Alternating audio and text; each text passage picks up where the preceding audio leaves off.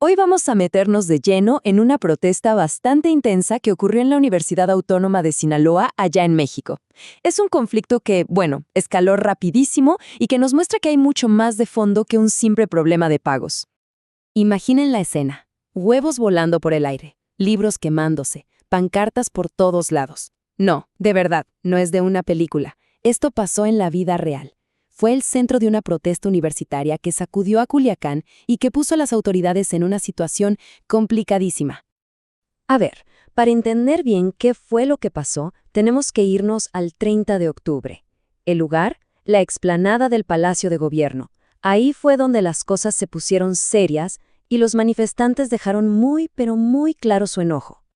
Y es que el coraje era palpable. Miren, no eran solo gritos y consiglas. Estamos hablando de que lanzaron docenas de huevos contra una lona que tenía el nombre del rector, Jesús Madueña Molina. E incluso quemaron libros, que vamos, en un ambiente académico, quemar libros es un símbolo fuertísimo de rechazo total. Pero, a ver, ¿quiénes eran los que estaban tan molestos? Porque uno podría pensar que era un grupito radical, ¿no? Pues no. La realidad es que era un movimiento mucho más grande, que incluía a casi toda la comunidad universitaria. Es que el descontento era general. O sea, ahí estaban protestando desde jubilados y maestros activos hasta personal administrativo y estudiantes. Y no solo de la universidad, también de las prepas de la UAS.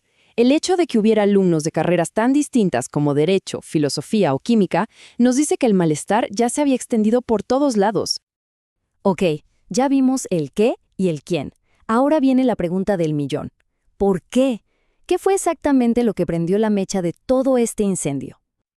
Pues miren, el punto clave, el origen de todo, fue algo muy concreto: el pago de la prima vacacional. Es un dinero que, por ley, los trabajadores tenían que recibir el 15 de julio. Pero llegó la fecha y nada.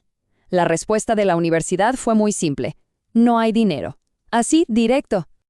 Y aquí es donde la historia se pone interesante. Porque por un lado tienes la versión oficial de no tenemos fondos, pero por otro, los manifestantes dicen todo lo contrario. Su acusación es que, mientras a ellos no les pagan, la universidad está gastando un dineral en anuncios de televisión, en sueldos altísimos para los directivos y en contratar a más personal de confianza. O sea, una contradicción total que, por supuesto, alimentó toda la furia. Pero bueno, para realmente sentir la frustración que había detrás de los huevos y del fuego, lo mejor es escuchar a la gente que estuvo ahí. Sus palabras, la verdad, le ponen cara y nombre a todo este conflicto. Por ejemplo, escuchen lo que dijo Florina García Borges, la presidenta de los jubilados. Ella señala directamente a un gasto que para ellos es totalmente irresponsable y usa esta frase: es el cuento de nunca acabar, para describir los sueldos enormes y los gastos que, según ella, no tienen sentido mientras ignoran las obligaciones más básicas con los trabajadores. Y ojo, que el problema no era solo el dinero, ¿eh? Un estudiante que estaba ahí en la manifestación señaló algo todavía más profundo. Contó que para las elecciones del Consejo Universitario, las mismas autoridades no dejaban que se presentaran candidatos que fueran críticos con el sistema. Y esto nos muestra que las quejas ya iban más allá de lo económico. Tocaban temas de democracia y de libertad dentro de la misma universidad. Entonces, si juntamos todas las piezas, ¿qué tenemos?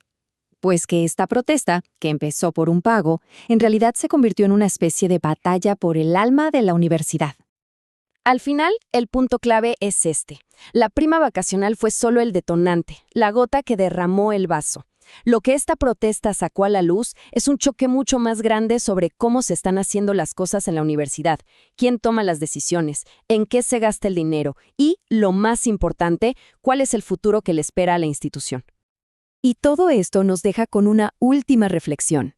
Cuando la gente que hace a una universidad, sus estudiantes, sus maestros, su personal, llega al punto de tener que lanzar huevos y quemar libros para que los escuchen, ¿la lucha es solo por un pago o se está luchando por algo mucho más grande, como la identidad y el futuro de su propia casa de estudios?